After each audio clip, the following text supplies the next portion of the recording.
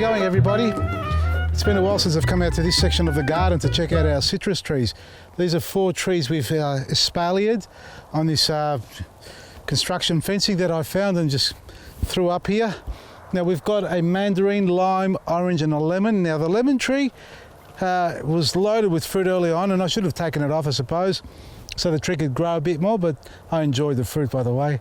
But in return, the tree's copped a bit of a beating because of that, because it had so much fruit on it. Let's have a quick look at it.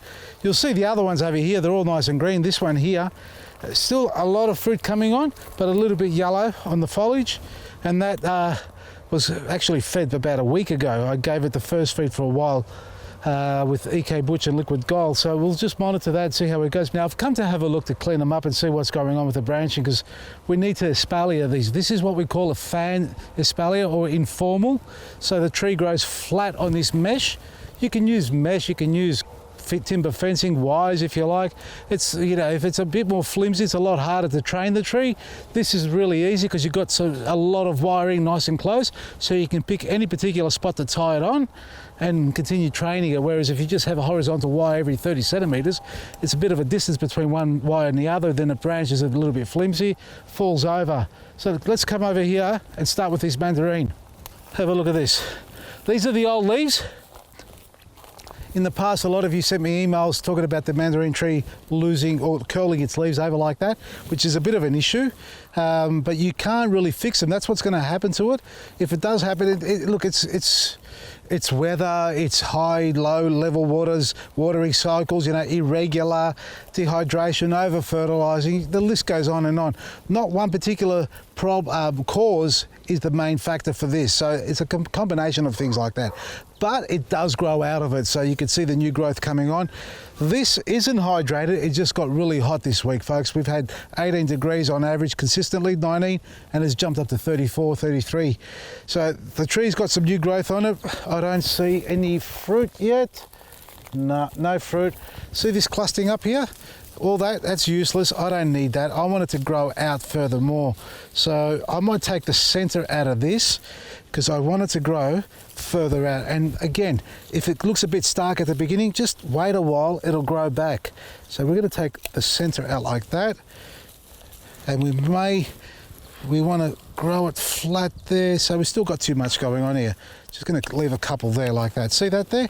We've left 1 and 2. That can get trained from the other side, feed it through there. This can get trained on that side there like that. So that's what I'm going to do with this, flatten it there. It doesn't need to be tied yet. It's not really growing that fast for me to worry about. There's no high winds. This one in particular, you can tie it down if you like, but see how it's growing out? The rule of thumb here is anything growing in this direction, not flat, fan shape, left and right, anything growing outwards from the front and back needs to be removed. So we take that off. And this one down here is too far down, too many branches, take that off. There's one growing up here, I don't need that, take that off. A little bit of airflow is important as well. Now on the other side, yeah, there's a lot growing on this side, have a look at this. We've got branches growing outwards again, too many, don't need them, take out the smaller ones. All right, I'm just gonna go straight into this. Anything growing in and out, you know, take it all off, don't need it, too much. I haven't taken every single branch off. I left a little bit. That one is going to come off. Don't be too concerned if you cut one off and it shouldn't have been cut off. It'll grow back. That there, yeah, I'm going to take that off. I don't need that. Bit of air and flow through there. Better already. This cluster, let's get rid of this center part. So look at that. Look at that. It's just a bush. It's great, but it's not fan shaped and it's not where I want it to stop. Too many branches like that means you're just not going to get much more growth out of that. It's just going to bush out even more. So take the center out. Take this growing away from here like that. What are we left with? 3 branches again, still too many. I don't need all that. Take that one in there out. That's it there. You don't want overlapping, folks. That's the thing about it. So when you're tying it down to the mesh here or any sort of form that you've got, make sure you haven't got branches overlapping each other too much, because it will cause a bit of bruising and damaging. So like that there, go through it all, clean it up, take off these old leaves, I don't need that. And that's that one there. Now that's the smallest of the trees, actually the lemon is, but the lime's going really well. Let's go and have a look at that. This doesn't need much. Quite large branches, take them all off, that's all. Now the problems that occur with citrus, well, this time of the year it's quite warm down here south still, and other parts of Australia are pretty warm throughout the year. Leaf miner, citrus leaf miner, it's on the new growth. I haven't got any here at the moment, which is great, and I wish I don't ever get it, but if I do, I'll definitely show you what it looks like. But in the case here, let's say it's this squiggly lines, like a snail lake trail left on it, which causes the leaf to cup over and distort. Now when that happens, the tree loses its cycle, it tries to put more growth on because that's where the fruit's going to come from. So if you see that on your tree, remove all the affected leaves, cut them off, burn the leaves, don't put them in your compost, you're not going to kill it, and start spraying your tree for protection. You can use an eco oil base, make your own. We've got the recipe on our pages there, scroll down, you'll find it, just look for homebrew insecticides. And the other one, citrus gall wasp, the lumps that appear on the fruit. These are nice and clean. I don't have, and I'm 500 metres away from the nearest citrus tree, as I told you, from the neighbours. I don't have any citrus gall wasp on these trees. If I did have it, you need to spray it with CGWS. You can remove the new galls, the small ones that are still active, but the old ones, the lumps, if you don't know what I'm talking about, they're lumps, they're swelling that occurs on the branches.